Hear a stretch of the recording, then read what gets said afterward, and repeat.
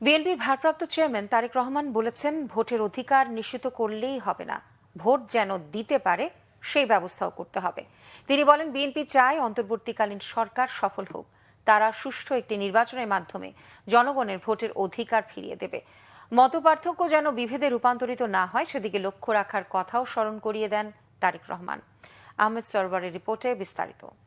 আমাদের এই যে 3টি ক্যামেরা মঙ্গলবার কুমিল্লা মহানগর বিএনপির দ্বিবার্ষিক কাউন্সিলে লন্ডন থেকে ভার্চুয়ালি যোগ দেন বিএনপির ভারপ্রাপ্ত চেয়ারম্যান তারেক রহমান।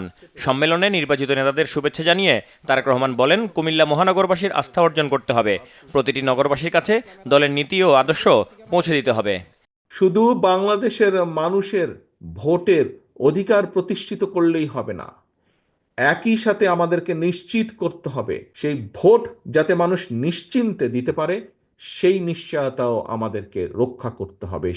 আমরা যত বেশি দেশে গণতন্ত্রের চর্চা অব্যাহত রাখতে পারবো, আমরা যত বেশি দেশে মানুষের ভোটের অধিকারকে নিশ্চিত করতে পারবো, তত বেশি আমরা দেশ এবং দেশের মানুষকে ষড়যন্ত্রের হাত থেকে নিরাপদ রাখতে পারবো।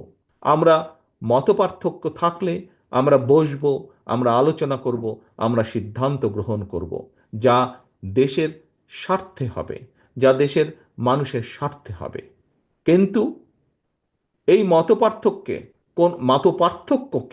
কোনোভাবেই আমরা বিভেদে রূপান্তরিত হতে দিতে চাই না। তারেক রহমান বলেন, নানা চড়াই উতরাই পেরিয়ে বিএনপি আজ এ পর্যায়ে এসেছে। পলাতক স্বৈরাচার দেশের সবকিছু ধ্বংস করে দিয়ে রাষ্ট্র কাঠামো ভেঙে দিয়েছে। অন্তর্বর্তীকালীন সরকারের কিছু কিছু ব্যক্তির বক্তব্যে বিভিন্ন রকম অস্থিতিশীলতা তৈরি হচ্ছে।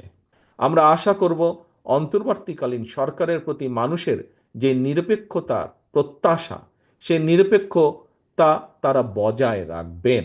আজকে যদি আমরা নিজেদের মধ্যে যত বেশি অপ্রয়োজনীয় তর্ক বিতর্কে আমরা লিপ্ত হব, তত বেশি ক্ষতিগ্রস্ত হবে দেশ, ক্ষতিগ্রস্ত হবে দেশের মানুষ, ক্ষতিগ্রস্ত হবে এই দেশের গণতন্ত্রের ভবিষ্যৎ। দেশের ঐক্য ধরে রাখতে বিএনপির চেষ্টা অব্যাহত থাকবে বলেও জানান বিএনপির ভারপ্রাপ্ত চেয়ারম্যান। পূরণ করতে, সেই প্রত্যাশা পূরণ করতে সক্ষম হয়। আহমেদ সরওয়ার, বাংলা ভিশন, ঢাকা। এই নতুন নেতৃত্বের দায়িত্ব